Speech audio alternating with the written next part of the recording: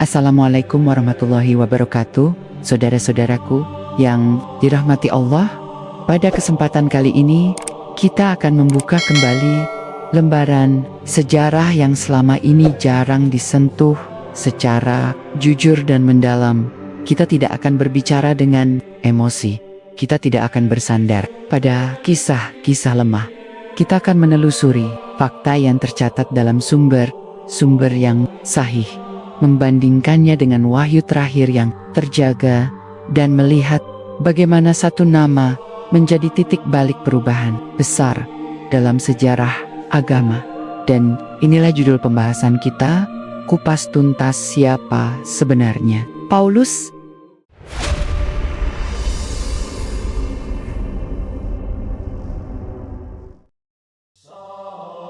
Ada satu nama yang tidak disebut dalam Al-Quran dan tidak pula hadir dalam satupun hadis syahih. Namun pengaruhnya menjalar luas dalam sejarah agama Samawi setelah diangkatnya Isa alaihis salam. Nama itu adalah Paulus. Dalam tradisi Kristen ia dipandang sebagai rasul bagi bangsa-bangsa non-Yahudi. Namun dalam pembacaan sejarah Islam berdasarkan riwayat yang kuat dan tafsir para ulama Ahlus Sunnah wal Jamaah, ia muncul dalam konteks yang sangat berbeda. Sebagai tokoh yang hadir setelah fase kerasulan Isa berakhir, dan di tengah situasi perpecahan internal Bani Israel, Al-Quran menetapkan fondasi yang tegas tentang Isa alaihis salam. Dalam Quran Surat An-Nisa ayat 157-158, Allah menegaskan bahwa mereka tidak membunuhnya dan tidak menyalibnya, tetapi yang diserupakan bagi mereka, dan Allah mengangkat Isa kepadanya. Ini adalah titik tolak yang tidak dapat digeser. Maka seluruh konstruksi teologi yang dibangun di atas keyakinan bahwa Isa wafat di tiang salib tidak memiliki pijakan dalam akidah Islam. Al-Quran juga menegaskan dalam Quran Surat Al-Maidah ayat 72 bahwa sungguh telah kafir orang-orang yang mengatakan bahwa Allah adalah Al-Masih putra Maryam. Isa sendiri berkata kepada Bani Israel agar mereka menyembah Allah Tuhanku dan Tuhan kalian. Ini adalah deklarasi tauhid yang eksplisit, tidak ada ruang bagi pengkultusan diri, apalagi pengangkatan ke derajat ketuhanan. Setelah Isa alaihi salam diangkat, para Hawariyun yang disebut dalam Quran Surat As-Saf ayat 14 tetap berada di atas ajaran tauhid. Mereka adalah penolong-penolong agama Allah. Dalam tafsir para ulama Aswajah dijelaskan bahwa mereka berpegang pada ajaran asli Isa, yakni mengesahkan Allah dan menjalankan syariat yang dibawa sebelumnya dengan penyempurnaan dari beliau. Tidak ada indikasi dalam riwayat syahih bahwa mereka mengajarkan konsep ketuhanan Isa atau penebusan dosa melalui penyaliban. Di tengah kondisi itulah muncul figur yang dalam sumber sejarah Kristen dikenal sebagai Saulus dari Tarsus, yang kemudian disebut Paulus. Ia bukan Hawariyun, ia bukan sahabat Isa. Bahkan dalam catatan internal Kristen sendiri, ia dikenal sebagai sosok yang awalnya memusuhi dan menganiaya pengikut Isa. Fakta ini penting karena dalam metodologi periwayatan Islam, kedekatan dengan Nabi dan kesinambungan sanad adalah kunci otoritas. Paulus tidak memiliki keduanya dalam disiplin ilmu hadis. Klaim kebenaran harus ditopang oleh sanad yang mutasyil, bersambung tanpa celah hingga kepada sumbernya. Paulus mendasarkan ajarannya pada pengalaman spiritual pribadi yang ia klaim sebagai perjumpaan dengan Isa setelah peristiwa yang ia yakini sebagai kebangkitan. Dari perspektif Islam, Isa tidak wafat dan tidak bangkit dari kematian karena ia tidak pernah terbunuh. Maka dasar pengalaman Paulus bertentangan dengan informasi Katie yang ditegaskan dalam Al-Quran. Seiring waktu, ajaran yang dinisbatkan kepada Paulus mulai memperkenalkan gagasan yang tidak dikenal dalam dakwah para nabi sebelumnya. Konsep bahwa dosa warisan dapat ditebus melalui kematian seorang figur suci, serta bahwa iman kepada peristiwa tersebut menjadi inti keselamatan, tidak ditemukan dalam ajaran para nabi yang disebut dalam Al-Quran. Setiap nabi menyeru kepada tauhid, dan ketaatan kepada syariat yang Allah turunkan, tidak ada satupun yang mengajarkan bahwa hukum Allah dapat digantikan oleh keyakinan terhadap pengorbanan seorang manusia.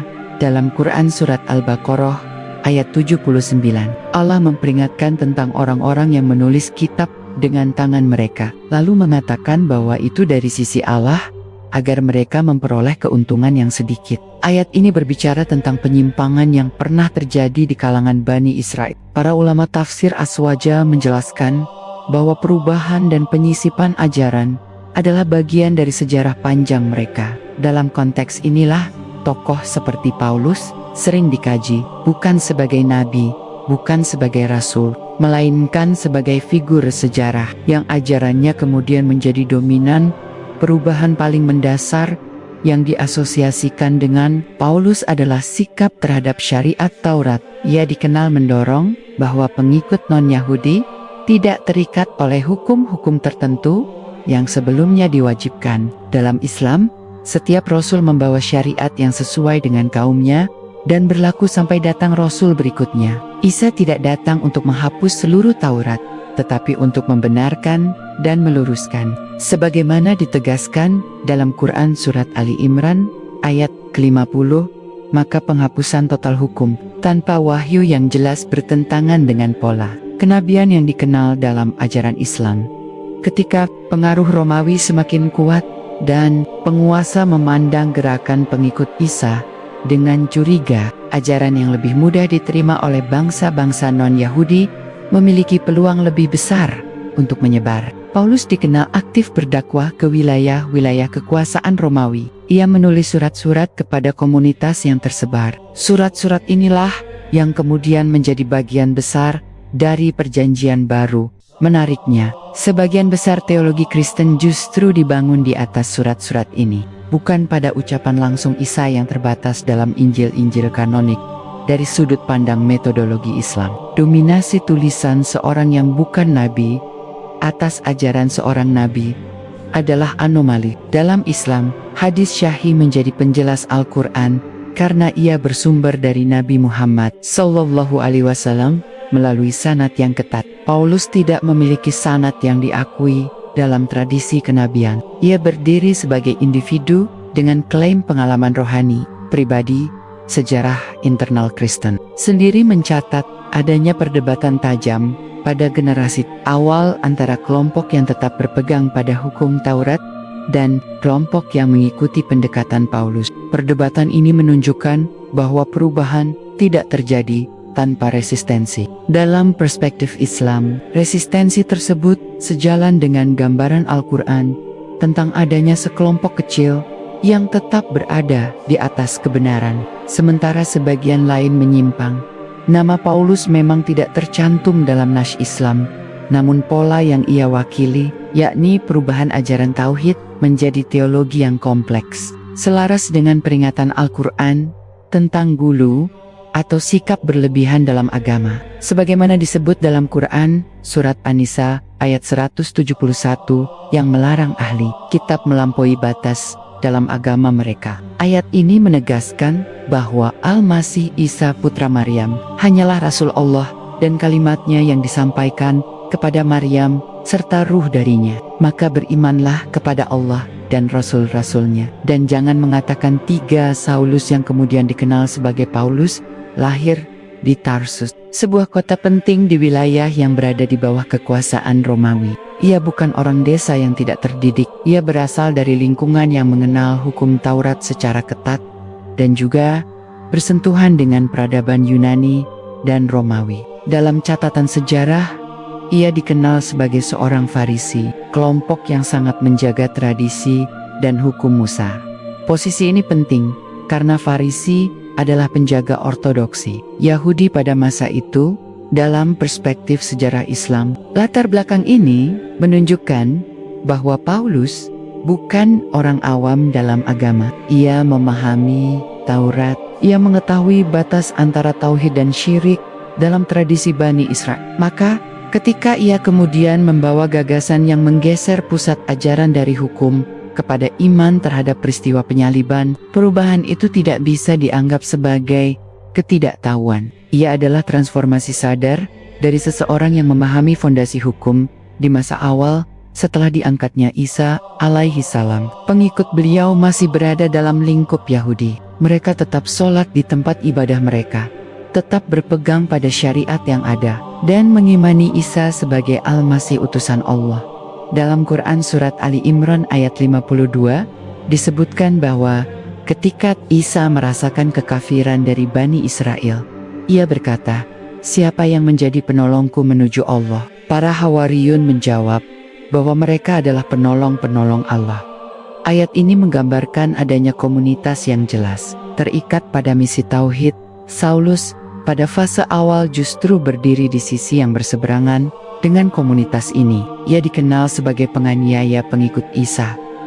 Fakta ini tercatat dalam literatur Kristen sendiri. Dari sudut pandang analisis sejarah, perubahan drastis dari penganiaya menjadi pemimpin teologisis adalah peristiwa yang menuntut penjelasan serius. Dalam metodologi Islam, perubahan seperti itu tidak otomatis memberi otoritas. Taubat diterima di sisi Allah, tetapi otoritas menyampaikan wahyu tidak diberikan, kecuali kepada nabi dan rasul yang ditetapkan secara eksplisit oleh Allah. Paulus mengklaim bahwa ia mengalami perjumpaan spiritual dengan Isa setelah peristiwa yang ia yakini sebagai kebangkitan. Di sini terjadi titik benturan mendasar dalam akidah Islam. Isa tidak wafat dan tidak bangkit dari kematian karena ia tidak dibunuh. Maka pengalaman yang diklaim Paulus tidak mungkin diverifikasi dalam kerangka wahyu yang diakui. Ia berdiri sebagai klaim individual tanpa sanad kenabian. Lebih jauh lagi, surat-surat yang dinisbatkan kepadanya menunjukkan pergeseran paradigma. Ia berbicara tentang pembenaran oleh iman, tentang hukum yang tidak lagi mengikat bangsa-bangsa non-Yahudi, dan tentang peran Isa sebagai figur yang kematiannya memiliki makna kosmis. Konsep ini tidak ditemukan dalam Al-Quran dan tidak pula selaras dengan prinsip umum risalah para nabi. Setiap nabi menyeru kepada tauhid dan ketaatan terhadap hukum Allah. Tidak ada konsep bahwa dosa seluruh manusia diwariskan sejak Adam lalu ditebus oleh kematian seorang rasul. Dalam Quran Surat Al-An'am ayat 164 ditegaskan bahwa seseorang tidak memikul dosa orang lain. Prinsip ini menghancurkan fondasi doktrin dosa warisan dan penebusan kolektif. Jika setiap jiwa bertanggung jawab atas dirinya sendiri, maka gagasan bahwa keselamatan bergantung pada iman kepada pengorbanan orang lain menjadi tidak selaras dengan prinsip keadilan ilahi yang ditegaskan dalam wahyu. Seiring penyebaran ajaran Paulus ke wilayah-wilayah Romawi, komunitas pengikut Isa mulai berubah komposisi dari komunitas Yahudi yang berpegang pada Taurat menjadi komunitas campuran yang sebagian besar non-Yahudi. Perubahan demografis ini membawa konsekuensi teologis. Hukum yang sebelumnya menjadi identitas Bani Israel tidak lagi menjadi pusat. Identitas baru dibangun di atas iman kepada figur yang diposisikan lebih dari sekadar nabi dalam sejarah Islam. Pola seperti ini dikenal sebagai bentuk gulu, melampaui batas dalam memuliakan seorang nabi hingga mengangkatnya ke derajat yang tidak semestinya. Quran Surat Al-Maidah ayat 77 melarang ahli kitab agar tidak berlebih-lebihan dalam agama mereka dan tidak mengikuti hawa nafsu kaum yang telah sesat sebelumnya. Larangan ini memberi isyarat bahwa penyimpangan dalam agama seringkali bermula dari sikap berlebihan terhadap tokoh suci. Paulus berada pada titik krusial transformasi itu. Ia bukan sekadar penyampai pesan, ia adalah perumus teologi.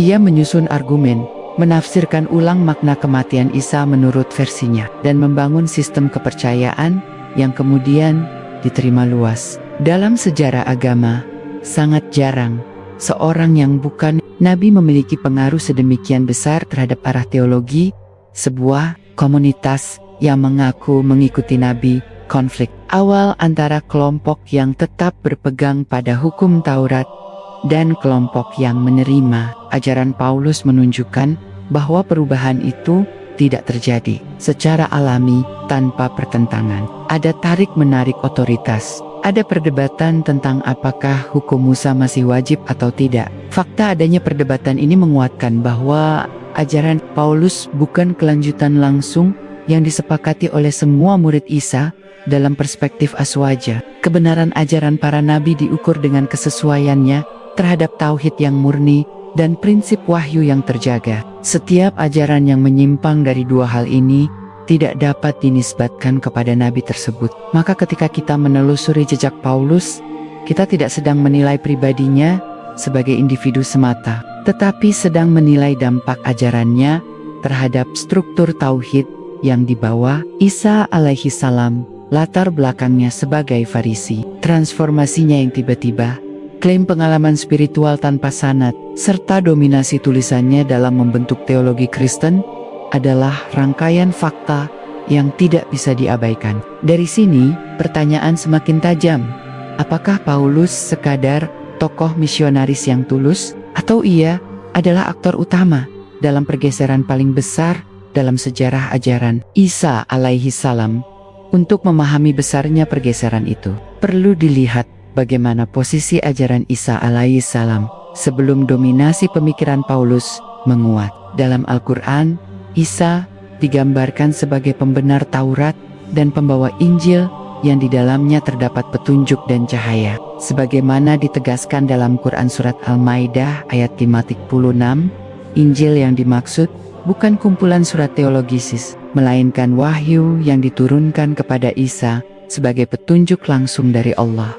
Injil itu satu, bukan banyak, dan ia adalah wahyu, bukan hasil refleksi murid atau pengikut generasi berikutnya. Ketika Isa diangkat oleh Allah, wahyu berhenti pada beliau sampai datangnya Nabi Muhammad SAW sebagai penutup para nabi dalam Quran Surat Al-Ahzab ayat ke-40. Artinya, tidak ada ruang bagi munculnya sumber wahyu baru di antara dua masa itu. Maka setiap klaim inspirasi ilahi yang tidak bersandar pada kenabian yang sah menjadi klaim personal yang tidak memiliki legitimasi wahyu dalam kerangka Islam.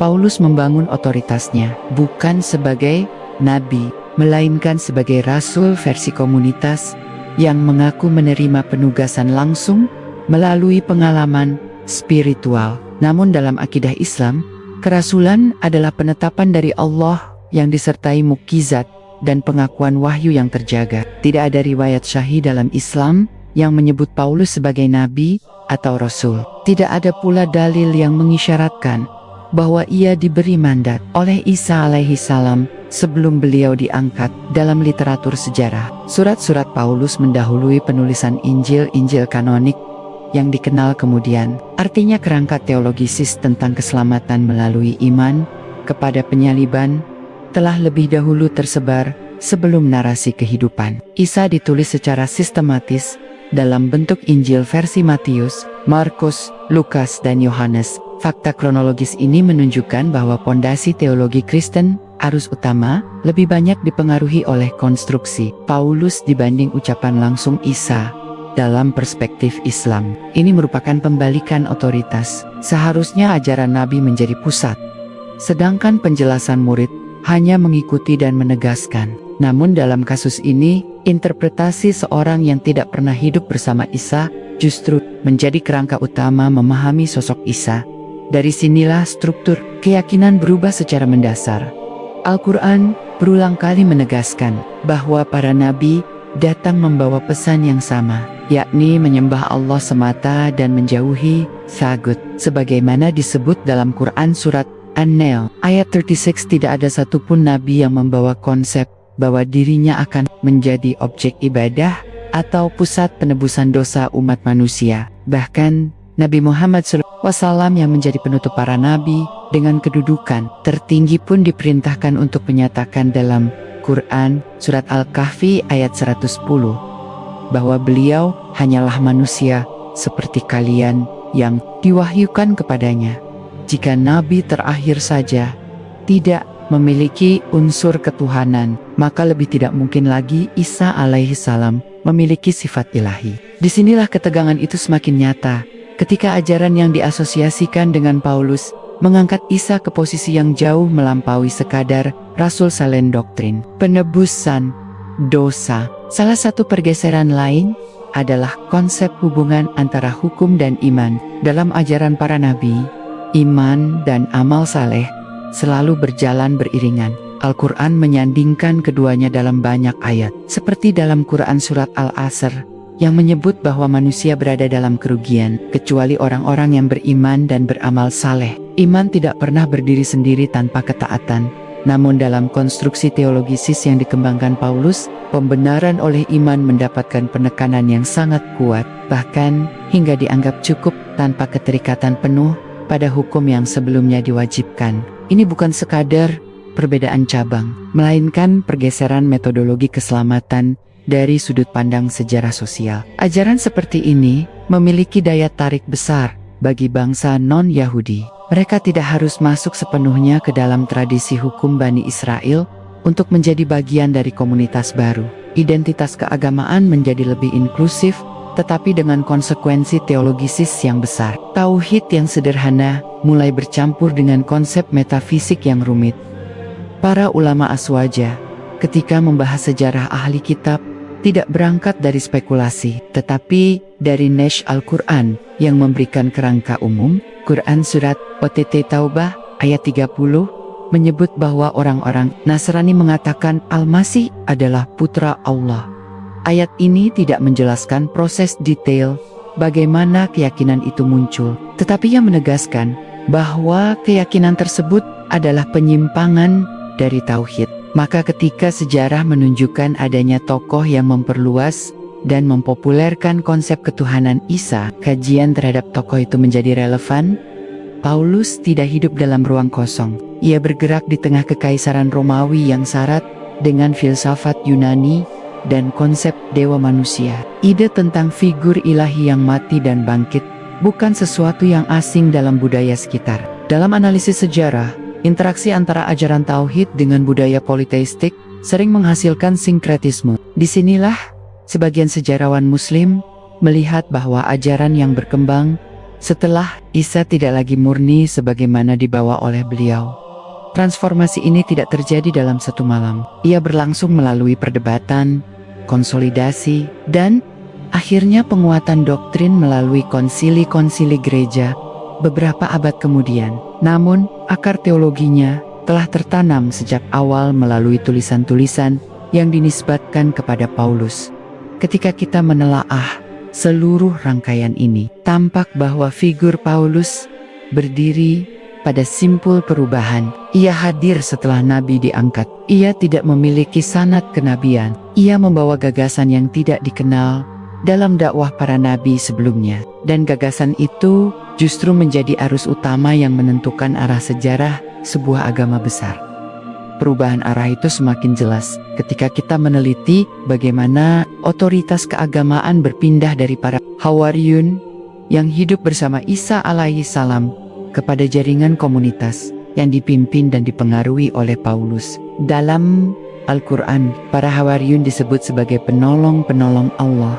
Dalam Quran Surat As-Saff, ayat 14, penyebutan ini menunjukkan kemuliaan dan kedekatan mereka dengan misi kenabian. Secara logika, sejarah, merekalah yang paling memahami ajaran Isa karena mereka hidup, belajar, dan berjuang langsung bersama beliau. Namun dalam perkembangan berikutnya, nama-nama Hawariyun tidak menjadi fondasi utama teologi Kristen arus besar. Yang dominan justru surat-surat Paulus. Ini adalah pergeseran pusat otoritas dari saksi mata kepada penafsir generasi berikutnya. Dalam disiplin ilmu riwayah Islam, kesaksian langsung memiliki bobot tertinggi. Ketika sumber primer ditinggalkan dan digantikan oleh interpretasi sekunder, potensi distorsi meningkat. Salah satu isu krusial adalah soal hukum Taurat. Isa alaihi salam dalam Quran Surat Ali Imran ayat 50 menyatakan bahwa ia datang untuk membenarkan Taurat yang sebelumnya dan untuk menghalalkan sebagian yang sebelumnya diharamkan. Pernyataan ini menunjukkan bahwa syariat tidak dihapus total, tetapi diluruskan dan disempurnakan sesuai hikmah Allah. Tidak ada indikasi bahwa seluruh struktur hukum dibatalkan. Sebaliknya, dalam ajaran yang dinisbatkan kepada Paulus, hukum tidak lagi menjadi pusat keselamatan, terutama bagi bangsa non-Yahudi. penekanan pada iman, kepada peristiwa salib, menggantikan keterikatan pada hukum Musa. Dalam perspektif Islam, ini adalah perubahan mendasar terhadap konsep ketaatan kepada wahyu. Setiap nabi membawa syariat yang harus ditaati, sampai datang syariat berikutnya dengan dalil yang jelas. Menghapus syariat tanpa wahyu yang sah berarti memutus kesinambungan risalah. Lebih jauh lagi, konsep dosa warisan yang menjadi dasar kebutuhan akan penebusan bertentangan dengan prinsip yang ditegaskan dalam Quran. Surat Fatir ayat 18, bahwa seseorang tidak memikul dosa orang lain. Dalam Islam, kesalahan Adam alaihissalam diampuni setelah ia bertaubat. Sebagaimana disebut dalam Quran surat Al-Baqarah ayat ke-37, tidak ada warisan dosa yang membebani seluruh keturunannya. Maka, gagasan bahwa seluruh manusia lahir dalam keadaan berdosa dan memerlukan pengorbanan ilahi tidak memiliki pijakan dalam wahyu yang terjaga. Perubahan teologisis ini tidak berdiri sendiri. Ia mempengaruhi cara memandang Isa dari seorang nabi yang membawa petunjuk dan mukjizat atas izin Allah, menjadi figur kosmis yang kematiannya dianggap sebagai pusat sejarah keselamatan. Padahal dalam Quran surat Al-Maidah ayat 116, Allah menggambarkan dialog pada hari kiamat ketika Allah bertanya kepada Isa, apakah ia pernah mengatakan kepada manusia agar menjadikannya dan ibunya sebagai dua Tuhan selain Allah? Isa menjawab bahwa ia tidak mengatakan kecuali apa yang diperintahkan kepadanya, yaitu sembahlah Allah Tuhanku dan Tuhan kalian. Ayat ini menutup pintu bagi segala bentuk pengkultusan. Jika Isa sendiri berlepas diri dari pengangkatan dirinya sebagai objek ibadah, maka ajaran yang berkembang kemudian harus ditinjau ulang secara kritis. Disinilah figur Paulus kembali berada di tengah sorotan, karena melalui surat-suratnya, konsep tentang Isa sebagai lebih dari sekadar rasul mendapat artikulasi teologisis yang sistematis. Sejarah juga mencatat bahwa tidak semua pengikut awal menerima perubahan itu tanpa perlawanan. Ada komunitas yang tetap mempertahankan praktik hukum dan memandang Isa sebagai nabi dalam koridor tauhid yang ketat. Namun seiring waktu dan dukungan kekuasaan politik Romawi, arus yang dipengaruhi pemikiran Paulus menjadi dominan. Ketika agama memperoleh perlindungan kekaisaran, doktrin yang sebelumnya diperdebatkan menjadi ortodoksi resmi.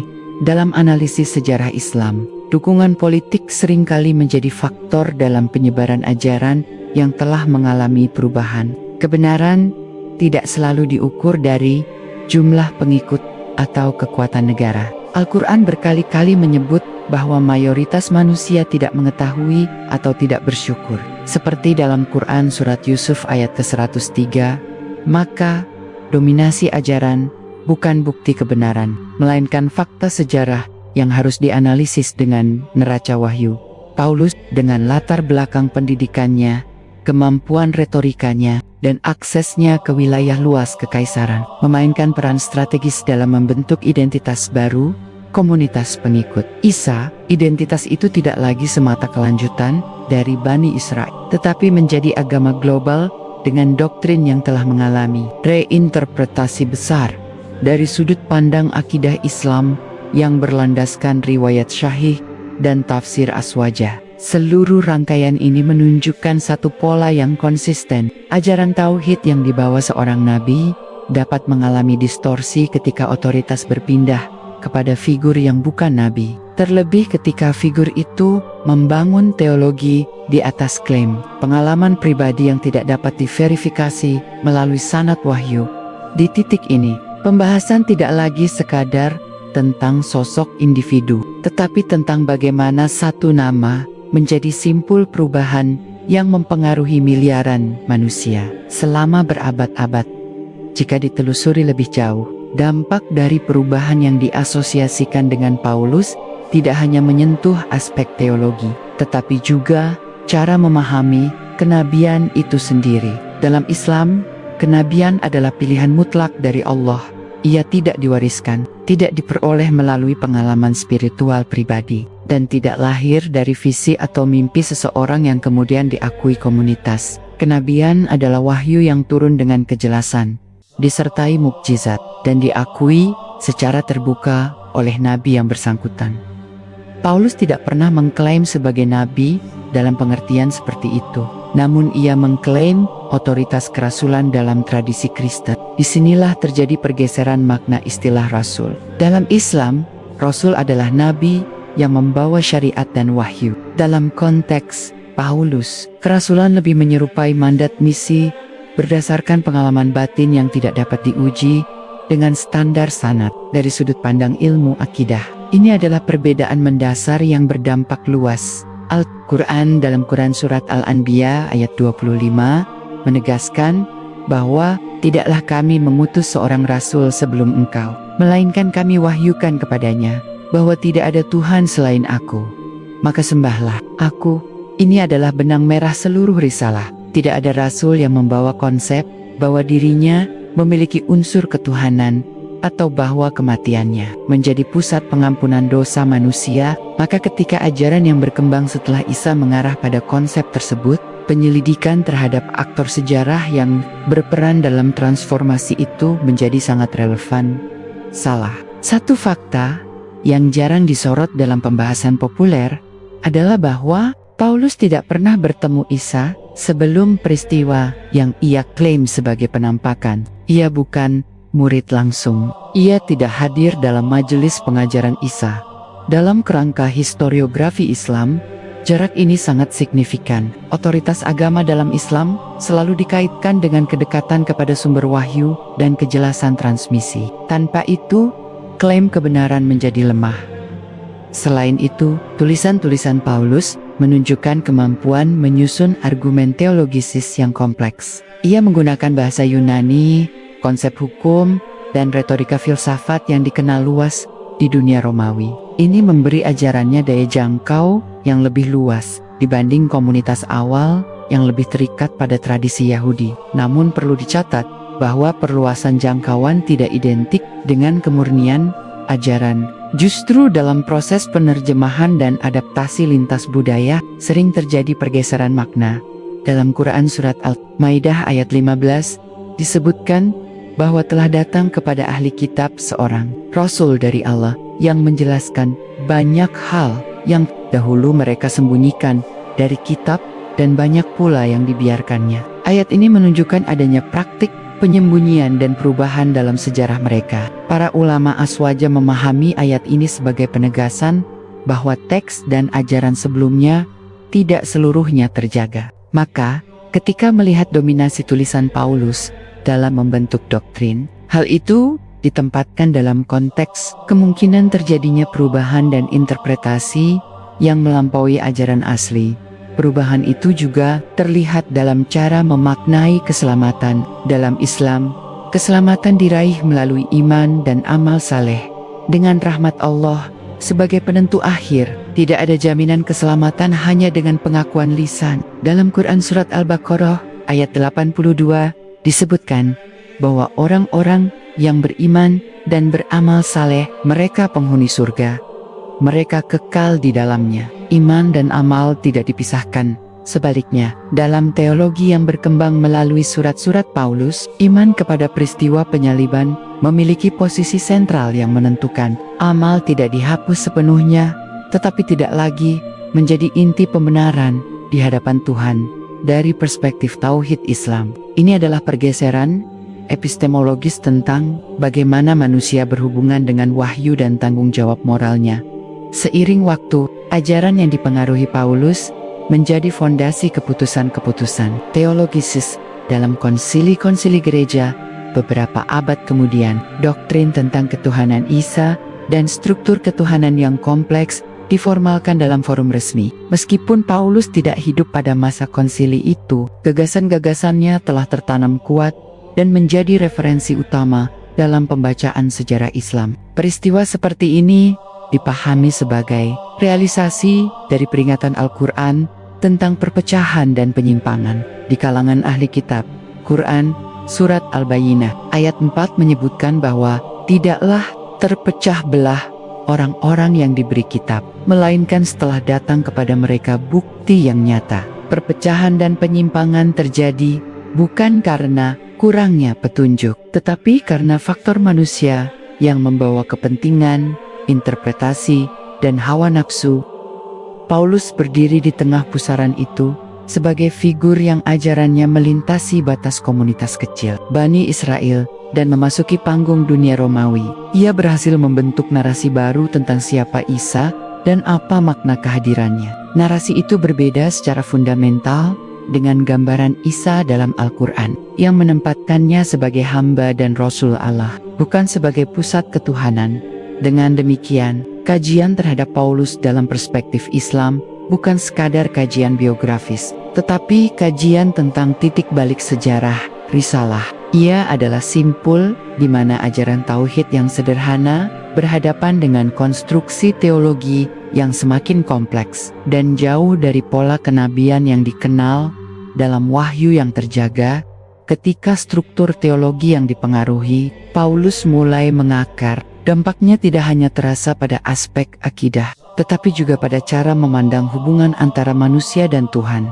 Dalam ajaran para nabi, sebagaimana digambarkan dalam Al-Quran, hubungan itu bersifat langsung. Manusia berdoa kepada Allah tanpa perantara, memohon ampun langsung kepadanya, dan bertanggung jawab atas amalnya sendiri. Tidak ada figur yang menjadi mediator penebusan dosa secara ontologis. Quran Surat Az-Zumar ayat 53 menegaskan bahwa Allah mengampuni seluruh dosa bagi siapa saja yang bertaubat. Tidak disebutkan syarat harus melalui kematian seorang nabi atau figur suci. Pengampunan adalah hak prerogatif Allah yang diberikan kepada hambanya yang kembali dan tunduk. Konsep ini sederhana, konsisten, dan sejalan dengan tauhid. Namun dalam konstruksi yang berkembang melalui pemikiran Paulus, kematian Isa diposisikan sebagai peristiwa penebusan yang menjadi poros keselamatan. Dari sudut pandang tauhid Islam, pergeseran ini sangat besar. Ia mengubah relasi langsung antara hamba dan Tuhan menjadi relasi yang terikat pada keyakinan terhadap satu peristiwa historis tertentu. Padahal dalam Islam, keselamatan tidak digantungkan pada satu momen sejarah tertentu, tetapi pada ketaatan yang terus-menerus kepada Allah. Selain itu, muncul pula pergeseran dalam memaknai status Isa dalam Quran Surat Maryam ayat 30-32. Isa digambarkan berbicara sejak bayi, menyatakan dirinya sebagai hamba Allah, diberi kitab, dijadikan nabi, diperintahkan mendirikan syalat, dan menunaikan zakat selama hidupnya. Pernyataan ini sangat jelas. Identitas Isa adalah hamba dan nabi. Tidak ada indikasi bahwa ia membawa misi menjadi korban penebusan dosa ketika ajaran yang berkembang kemudian menempatkan Isa dalam posisi yang berbeda, bahkan dalam struktur ketuhanan yang kompleks. Maka jarak antara gambaran Al-Quran dan teologi tersebut menjadi sangat lebar. Dalam analisis ulama Aswaja, jarak ini tidak mungkin dijembatani kecuali dengan mengakui adanya perubahan dan penambahan ajaran setelah masa kenabian Isa. Satu aspek yang sering luput dari pembahasan populer adalah bahwa surat-surat Paulus ditulis dalam konteks komunitas tertentu dengan persoalan tertentu. Ia menjawab konflik internal, perdebatan tentang hukum, dan pertanyaan tentang identitas keagamaan. Artinya, banyak gagasan teologisnya lahir dari respons terhadap situasi sosial dan politik yang spesifik. Dalam metodologi Islam, wahyu tidak tunduk pada situasi sosial, tetapi menjadi pedoman yang membimbing situasi tersebut. Perbedaan metodologis ini penting. Jika ajaran dibentuk sebagai respons terhadap tekanan eksternal, maka kemungkinan kompromi dan adaptasi menjadi besar. Sementara wahyu dalam Islam diyakini terjaga dan tidak berubah oleh tekanan politik atau budaya. Allah berfirman dalam Quran Surat Al-Hijr ayat 9, bahwa Dia yang menurunkan peringatan dan Dia pula yang menjaganya. Prinsip penjagaan ini tidak disebutkan untuk kitab-kitab sebelumnya dalam redaksi yang sama. Dan para ulama memahami bahwa penjagaan sempurna itu berlaku untuk Al-Quran.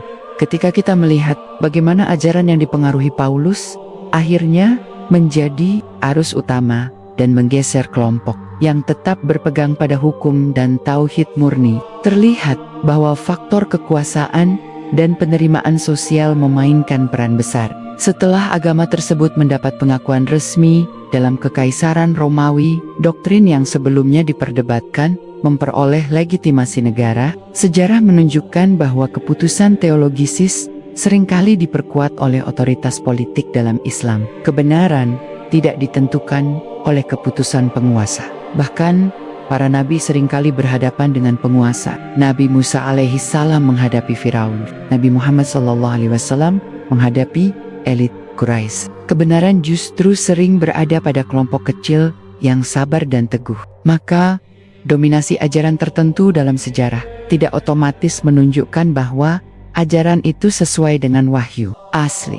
Paulus menjadi figur kunci dalam proses ini, karena ia membuka pintu kepada dunia non-Yahudi dan membangun teologi yang dapat diterima lebih luas. Ia mengurangi ketergantungan pada identitas etnis dan hukum tertentu, lalu menggantinya dengan identitas iman kepada peristiwa salib. Strategi ini efektif secara sosial, tetapi dalam perspektif tauhid Islam, efektivitas sosial tidak identik dengan kebenaran wahyu.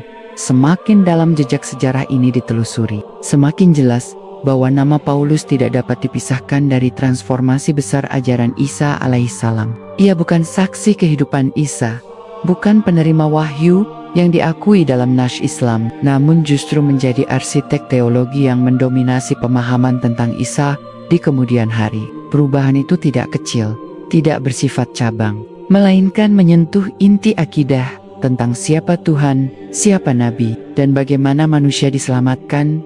Semakin jauh pembahasan ini berjalan, semakin tampak bahwa inti persoalan bukan sekadar perbedaan tafsir, melainkan perubahan paradigma dalam memahami risalah.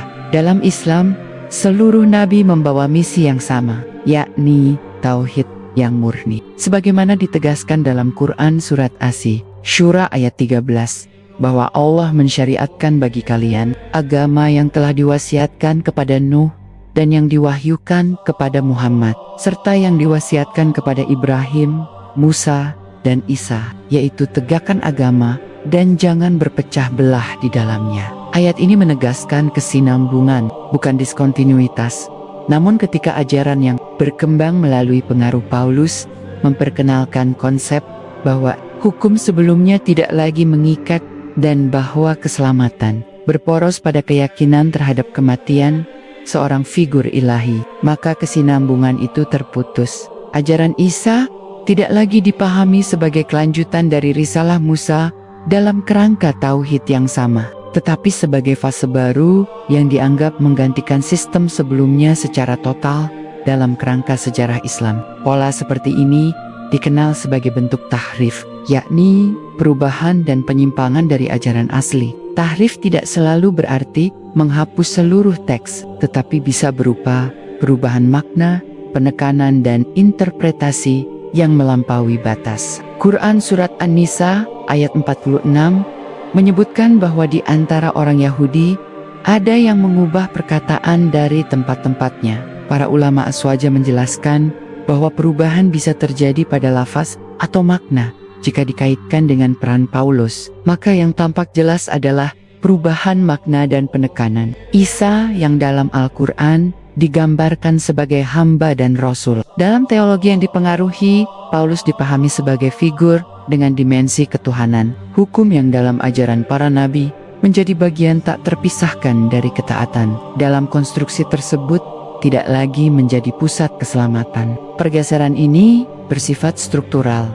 Lebih jauh lagi, perlu diperhatikan bahwa dalam Islam, setiap nabi diutus kepada kaumnya dengan bahasa mereka agar pesan itu jelas. Sebagaimana disebut dalam Quran Surat Ibrahim ayat keempat, Isa diutus kepada Bani Israel. Ajarannya berbicara dalam konteks Taurat dan tradisi Yahudi. Ketika ajaran itu diterjemahkan ke dalam bahasa dan kategori filsafat Yunani, Romawi, terjadi proses reinterpretasi yang tidak sederhana. Istilah-istilah seperti logos, esensi, dan substansi masuk ke dalam diskursus tentang Isa. Ini bukan bahasa para nabi, tetapi bahasa filsafat. Paulus bergerak di ruang inilah. Ia menggunakan bahasa yang dapat dipahami oleh dunia Yunani. Secara strategis, Ini memperluas jangkauan dakwahnya. Namun dari sudut pandang kemurnian risalah, adaptasi seperti ini berpotensi menggeser makna asli. Tauhid yang sederhana berubah menjadi konsep ketuhanan yang harus dijelaskan melalui terminologi metafisik yang kompleks dalam Islam. Kompleksitas teologi tidak pernah menjadi ukuran kebenaran. Justru tauhid dirumuskan secara sederhana dan tegas. Quran Surat Al-Ikhlas menyatakan bahwa Allah itu satu, Allah tempat bergantung, tidak beranak dan tidak diperanakan, dan tidak ada sesuatu pun yang setara dengannya. Pernyataan ini menutup pintu bagi segala bentuk pembagian esensi ketuhanan atau inkarnasi dalam diri manusia. Ketika konsep ketuhanan Isa berkembang dan menjadi bagian dari doktrin resmi, jarak antara ajaran tersebut dan tauhid para nabi semakin melebar. Dalam perspektif Aswaja, ini bukan sekadar perbedaan mazhab, tetapi perbedaan usul atau pokok akidah. Maka figur yang berperan dalam perumusan doktrin itu menjadi objek kajian kritis. Paulus tidak hidup pada masa konsili besar yang merumuskan secara formal doktrin Trinitas. Namun gagasan tentang Isa sebagai figur yang memiliki dimensi ilahi telah berakar dalam surat-suratnya. Ia menempatkan Isa dalam posisi unik yang melampaui nabi-nabi sebelumnya. Dari sinilah struktur teologi berkembang. Sementara itu, dalam Islam, Isa tetap ditempatkan dalam barisan para nabi mulia. Bersama Nuh, Ibrahim, Musa, dan Muhammad Sallallahu Alaihi Wasallam, ia memiliki mukjizat besar. Lahir tanpa ayah sebagai tanda kekuasaan Allah, tetapi tetap hamba. Tidak ada unsur ketuhanan dalam dirinya. Bahkan kelahirannya yang luar biasa tidak menjadikannya lebih dari hamba. Sebagaimana Adam alaihi salam diciptakan tanpa ayah dan ibu, dan tetap seorang hamba. Sebagaimana ditegaskan dalam Quran Surat Ali Imran ayat 59. Perbandingan ini memperlihatkan kontras yang tajam. Di satu sisi ada gambaran Isa dalam Al-Quran yang konsisten dengan pola kenabian sebelumnya. Di sisi lain ada gambaran Isa dalam teologi yang dipengaruhi Paulus yang bergerak menuju konsepsi ketuhanan. Perbedaan ini tidak dapat direduksi menjadi variasi kecil, melainkan menunjukkan adanya titik balik sejarah yang besar. Ketika seluruh rangkaian ini disusun, terlihat bahwa nama Paulus berdiri pada poros perubahan. Ia hadir setelah Nabi diangkat, membawa tafsir baru, memperluas jangkauan komunitas, dan meletakkan fondasi bagi doktrin yang kemudian diformalkan oleh otoritas gereja. Dalam perspektif sejarah Islam yang bersandar pada Nash dan tafsir Aswaja, inilah salah satu fase paling menentukan dalam perjalanan perubahan ajaran Isa alaihi salam. Perjalanan perubahan itu tidak berhenti pada generasi pertama setelah Isa alaihi salam diangkat. Ia terus berkembang dan mengeras menjadi sistem keyakinan yang semakin jauh dari pola risalah para nabi. Ketika komunitas yang dipengaruhi pemikiran Paulus bertambah besar dan tersebar di berbagai wilayah Kekaisaran Romawi, kebutuhan akan keseragaman doktrin menjadi semakin mendesak. Disinilah proses institusionalisasi teologi berlangsung dalam sejarah. Ketika agama bertemu dengan kekuasaan politik, doktrin yang sebelumnya diperdebatkan berubah menjadi standar resmi. Ajaran yang selaras dengan kepentingan stabilitas dan persatuan lebih mudah diadopsi. Paulus dengan pendekatan yang tidak lagi membatasi diri pada identitas etnis Bani Israel dan hukum Taurat, membuka jalan bagi agama tersebut menjadi universal dalam bingkai kekaisaran. Namun universalisme ini dibayar dengan pergeseran teologi yang besar. Dalam Al-Quran, Allah mengingatkan dalam Quran Surat Al-Hadid ayat 27 tentang pengikut Isa yang kemudian mengada-adakan rahbaniyah atau kependetaan yang tidak diwajibkan atas mereka. Ayat ini menunjukkan bahwa inovasi dalam agama terjadi setelah masa kenabian. Para ulama Aswaja memahami bahwa bentuk-bentuk ibadah dan keyakinan yang tidak memiliki dasar wahyu dapat muncul karena dorongan manusia. Meskipun awalnya dimaksudkan sebagai kebaikan, jika inovasi dalam praktik ibadah saja diperingatkan, maka perubahan dalam pokok akidah tentu lebih serius. Ketika Isa yang dalam wahyu digambarkan sebagai hamba Allah kemudian diposisikan sebagai bagian dari struktur ketuhanan, maka perubahan itu menyentuh inti tauhid. Paulus tidak merumuskan seluruh doktrin secara formal seperti yang dikenal kemudian, tetapi ia menanamkan benih-benih konseptual yang mengarah ke sana. Salah satu benih itu adalah penekanan pada status unik Isa yang melampaui nabi-nabi lain. Dalam Islam, seluruh nabi adalah manusia pilihan yang diberi wahyu. Sebagian memiliki keutamaan atas yang lain, tetapi semuanya tetap hamba. Quran Surat Al-Baqarah ayat 285 menyebutkan bahwa kaum beriman tidak membeda-bedakan antara para rasul dalam arti menerima sebagian dan menolak sebagian. Mereka semua diimani sebagai rasul tanpa mengangkat salah satu menjadi Tuhan. Ketika satu nabi diposisikan dalam kategori ontologis yang berbeda dari yang lain, struktur risalah menjadi tidak seimbang. Inilah yang terlihat dalam perkembangan teologi yang dipengaruhi Paulus. Isa tidak lagi hanya nabi bagi Bani Israel, tetapi figur kosmis yang kematiannya dianggap berdampak bagi seluruh umat manusia. Dari sudut pandang Islam, ini adalah lompatan yang tidak memiliki landasan dalam wahyu yang terjaga. Selain itu, konsep tentang perjanjian baru yang menggantikan perjanjian lama memperkuat narasi diskontinuitas. Dalam Islam, setiap nabi membenarkan nabi sebelumnya dan membawa syariat sesuai kehendak Allah, tetapi tidak membatalkan prinsip tauhid yang menjadi inti semua risalah. Bahkan, Nabi Muhammad SAW datang sebagai penyempurna, bukan pembatal total dalam arti menghapus tauhid sebelumnya. Maka, gagasan bahwa fase baru sepenuhnya menggantikan fase lama dengan fondasi teologi berbeda menandakan perubahan mendasar. Seiring waktu, kelompok-kelompok yang tetap memegang pemahaman Isa sebagai nabi dalam kerangka tauhid murni semakin tersisih. Sejarah mencatat adanya komunitas yang menolak pengangkatan Isa sebagai Tuhan dan tetap melihatnya sebagai manusia pilihan. Namun arus besar yang didukung institusi dan kekuasaan politik menjadikan pemahaman yang dipengaruhi Paulus sebagai ortodoksi dalam perspektif Islam. Fakta bahwa sebuah ajaran menjadi dominan tidak mengubah penilaian wahyu terhadapnya. Quran Surat Yunus ayat 36 menyebut bahwa kebanyakan manusia hanya mengikuti persangkaan, dan persangkaan tidak berguna sedikit pun terhadap kebenaran. Kebenaran diukur dengan wahyu, bukan dengan jumlah pengikut atau legitimasi negara. Paulus dengan demikian menjadi titik awal transformasi yang efeknya melampaui zamannya. Ia tidak sekadar menyampaikan kabar gembira, tetapi membangun kerangka teologi yang kemudian membentuk identitas sebuah peradaban. Dari sudut pandang sejarah Islam yang bersandar pada Nash Sahih dan tafsir Aswaja, peran ini tidak bisa dipandang netral. Ia terkait langsung dengan proses perubahan ajaran tauhid. Isa alaihissalam menjadi sistem keyakinan yang berbeda secara fundamental. Semakin lapisan sejarah ini dibuka, semakin tampak bahwa figur Paulus berdiri pada perbatasan antara ajaran kenabian yang sederhana dan konstruksi teologi yang kompleks. Perbatasan itu bukan garis tipis, melainkan jurang konseptual yang memisahkan tauhid murni dari konsep ketuhanan yang berlapis.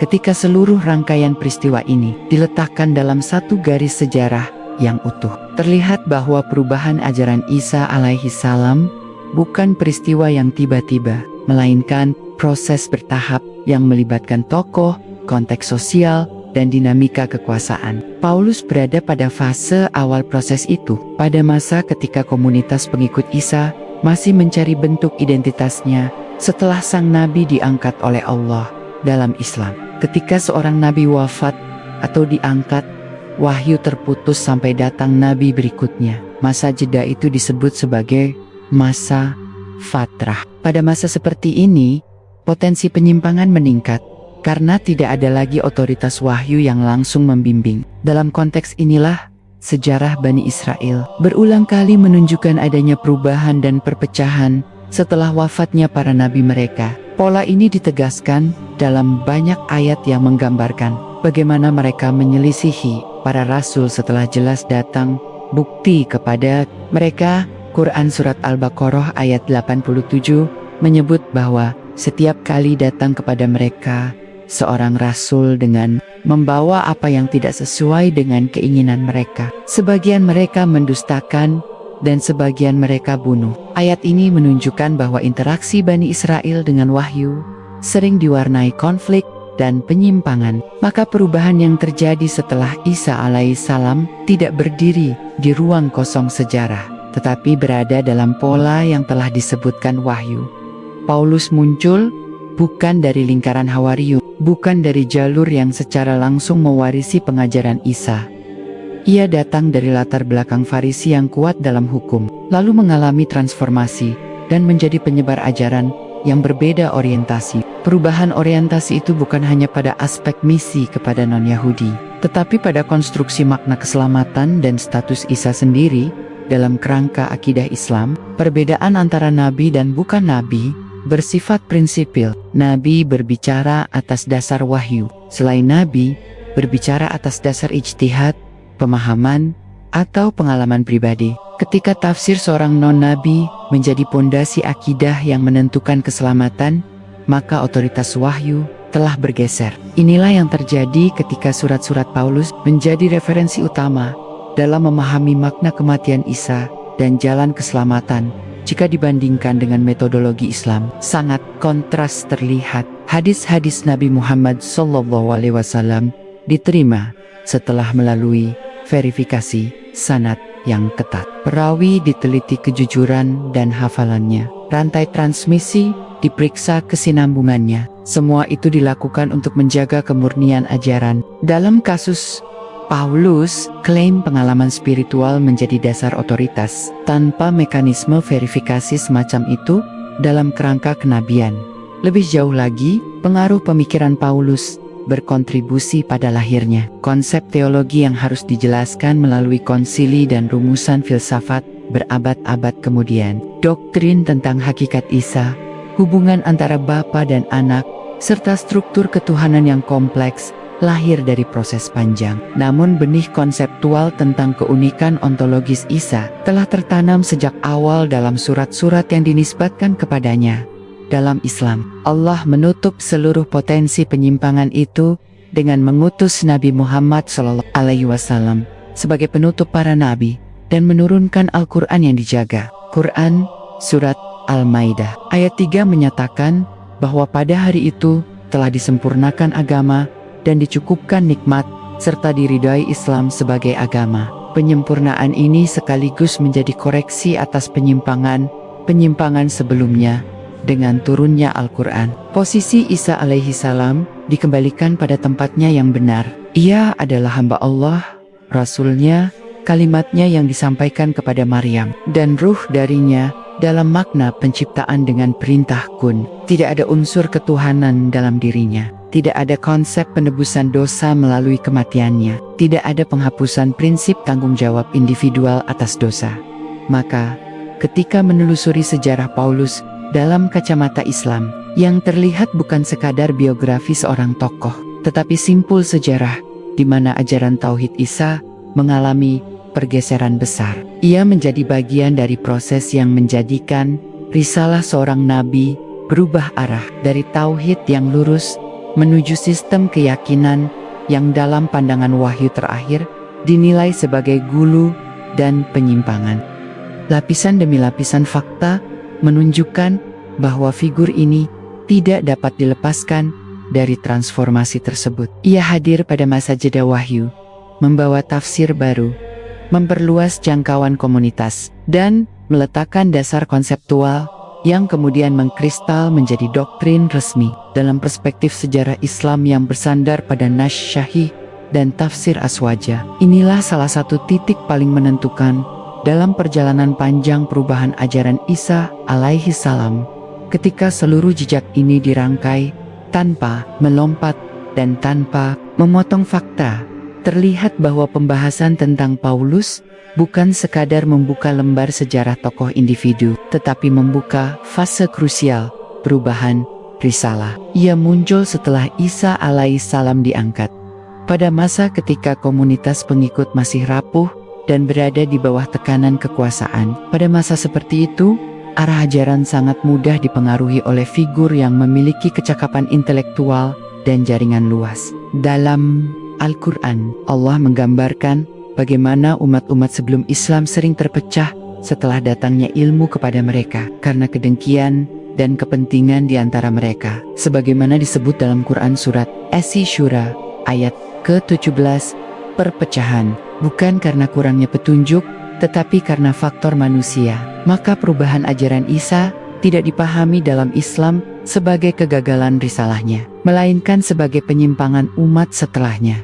Paulus berdiri dalam konteks itu. Ia bukan nabi yang membawa wahyu baru. Ia bukan Hawariyun yang mewarisi ajaran secara langsung. Ia adalah tokoh yang melalui pengalaman pribadi dan kemampuan retorika membangun sistem teologi yang kemudian diterima luas. Dalam sejarah agama, pengaruh seperti ini jarang terjadi. Ketika seorang yang tidak hidup bersama nabi justru menjadi arsitek utama pemahaman tentang nabi tersebut. Ajaran yang dipengaruhi olehnya menggeser fokus dari tauhid yang sederhana kepada struktur keyakinan yang menuntut penjelasan filosofis panjang. Isa tidak lagi sekadar rasul yang menyeru kepada penyembahan Allah, tetapi ditempatkan dalam posisi yang dalam pandangan Islam melampaui batas yang telah digariskan wahyu. Padahal Quran Surat An-Nisa ayat 171 telah memperingatkan ahli kitab agar tidak melampaui batas dalam agama mereka dan agar tidak mengatakan tentang Allah kecuali yang benar.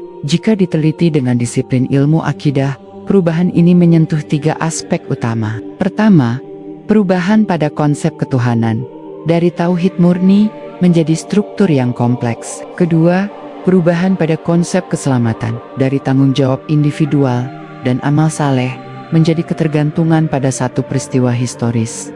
Ketiga, perubahan pada konsep syariat dari ketaatan terhadap hukum yang diturunkan menjadi penekanan utama pada iman terlepas dari hukum tersebut. Ketiga perubahan ini tidak muncul sekaligus dalam bentuk final, tetapi bertahap. Namun akar awalnya dapat ditelusuri pada fase ketika Paulus mulai menyebarkan ajarannya ke dunia non-Yahudi dan menulis surat-surat yang kemudian menjadi rujukan utama. Dari sudut pandang sejarah Islam yang merujuk pada riwayat syahih dan tafsir ulama aswaja, inilah titik awal transformasi besar itu.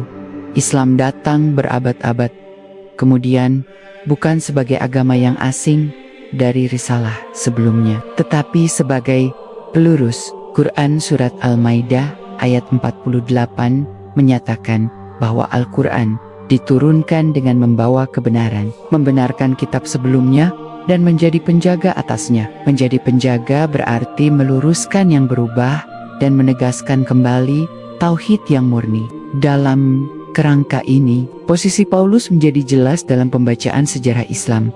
Ia bukan sekadar tokoh netral dalam perjalanan agama, melainkan bagian dari mata rantai perubahan ajaran Isa alaihis salam. Ia tidak disebut namanya dalam Al-Quran, tetapi pola yang ia wakili telah diperingatkan, yakni gulu dalam memuliakan Nabi dan pergeseran dari tauhid yang lurus. Maka ketika membuka lembar demi lembar sejarah ini, yang tampak bukan hanya perdebatan teologisis, tetapi pertarungan antara kemurnian wahyu dan interpretasi manusia. Isa alaihissalam telah menyampaikan risalahnya. Para Hawariyun telah menjadi penolong-penolong agama Allah. Namun setelah beliau diangkat, sejarah bergerak melalui tangan-tangan manusia, dan di antara tangan itu terdapat figur yang bernama Paulus, yang pengaruhnya membentuk arah keyakinan hingga berabad-abad kemudian.